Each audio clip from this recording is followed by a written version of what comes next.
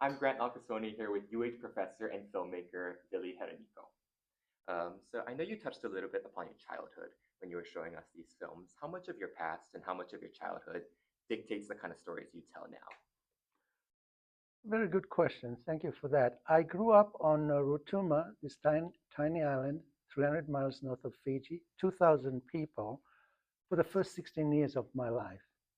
I was on that rock all that time, and I was steeped in the culture, in the language, in the stories of the island, our mythology, and those were very formative years for me. So even now, you know, late in life, I still draw from that gold mine of stories, and I refashion them and I retell them in ways that I hope will connect with people today.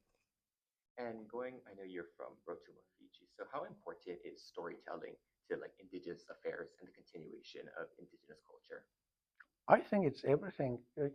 Native people uh, love telling stories and gossiping and talking about other people, and um, that's that's how they get their news. They don't have TV or social media, but they talk to each other. They tell stories and they weave tales as they are weaving mats or weaving baskets or whatever. So yeah, that's central to the people's way of life. And then what drew you into filmmaking in the first place? Yeah, good question, because I never went to film school.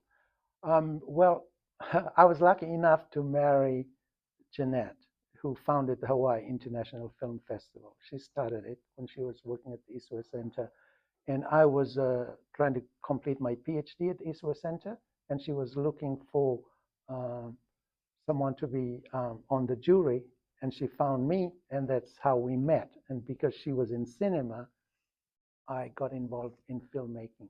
But I learned through doing, never went to film school. Alrighty, well, thank you so much, Thank Professor you. Hereniko. Thank you. Great I'm job. Grant Nakasone reporting for the Mānoa Mirror.